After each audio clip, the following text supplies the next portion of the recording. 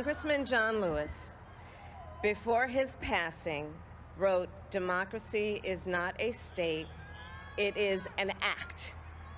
And what he meant was that America's democracy is not guaranteed. It is only as strong as our willingness to fight for it.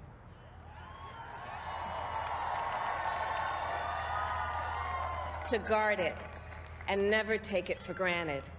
And protecting our democracy takes struggle, it takes sacrifice, but there is joy in it, and there is progress, because we, the people, have the power to build a better future.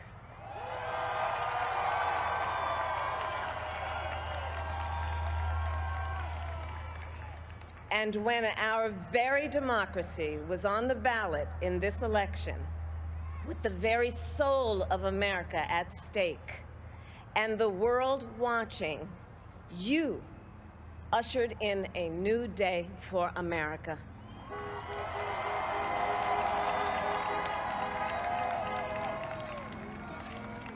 To our campaign staff and volunteers, this extraordinary team, thank you for bringing more people than ever before into the democratic process.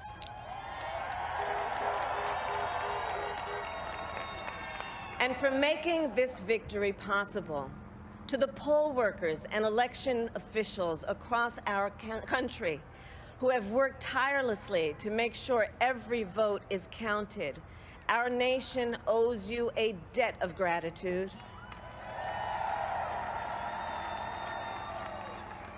You have protected the integrity of our democracy. And to the American people who make up our beautiful country, thank you for turning out in record numbers to make your voices heard.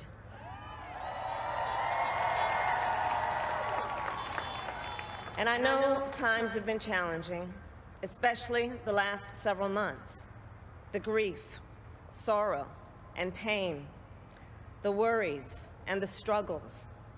But we have also witnessed your courage, your resilience, and the generosity of your spirit. For 4 years, you marched and organized for equality and justice, for our lives and for our planet. And then you voted.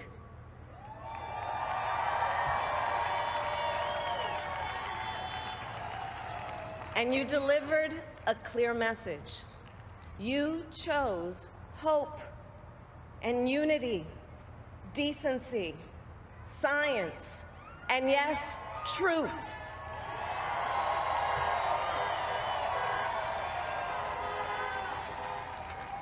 You chose Joe Biden as the next president of the United States of America.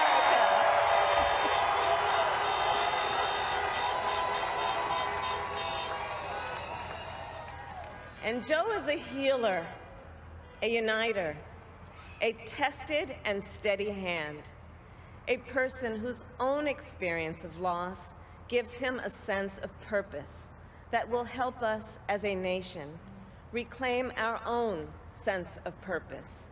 And a man with a big heart who loves with abandon. It's his love for Jill, who will be an incredible First Lady.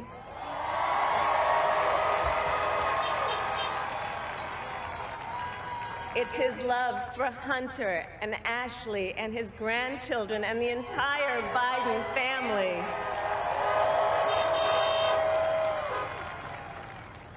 And while I first knew Joe as vice president, I really got to know him as the father who loved Bo, my dear friend who we remember here today. And to my husband, Doug,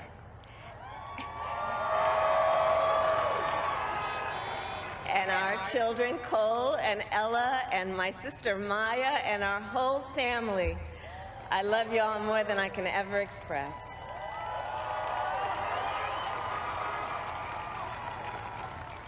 We are so grateful to Joe and Jill for welcoming our family into theirs on this incredible journey. And to the woman most responsible for my presence here today, my mother, Kamala Harris, who is always in our hearts.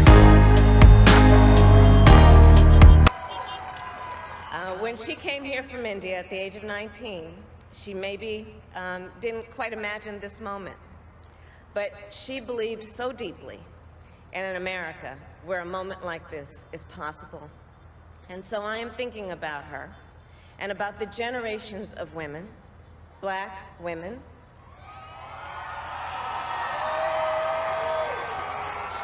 Asian, white, Latina, Native American women,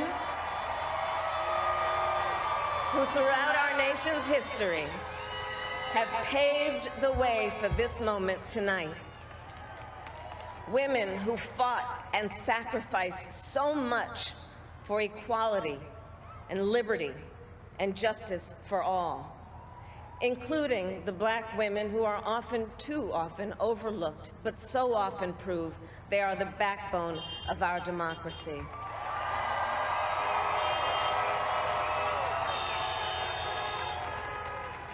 All the women who have worked to secure and protect the right to vote for over a century, 100 years ago with the 19th Amendment, 55 years ago with the Voting Rights Act, and now in 2020 with a new generation of women in our country who cast their ballots and continued the fight for their fundamental right to vote and be heard.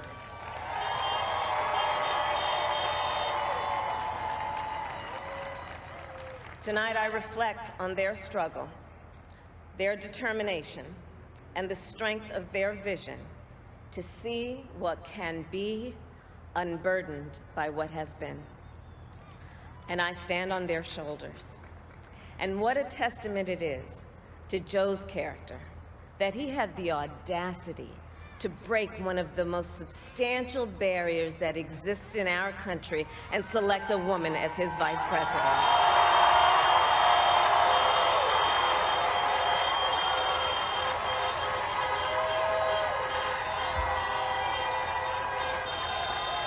But while I may be the first woman in this office, I will not be the last.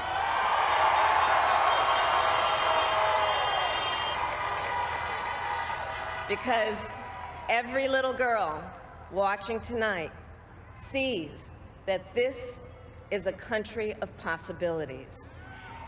And to the children of our country, regardless of your gender, our country has sent you a clear message. Dream with ambition, lead with conviction, and see yourselves in a way that others may not, simply because they've never seen it before. But know that we will applaud you every step of the way.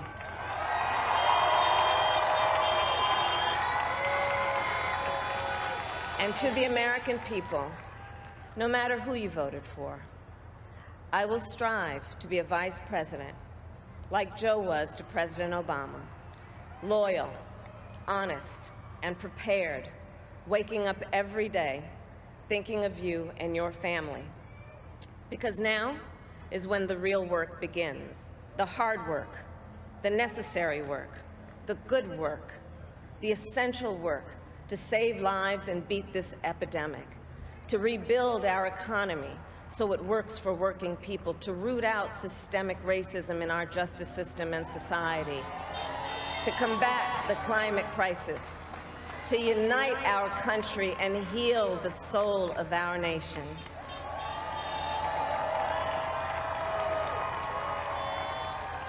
And the road ahead will not be easy, but America is ready. And so are Joe and I.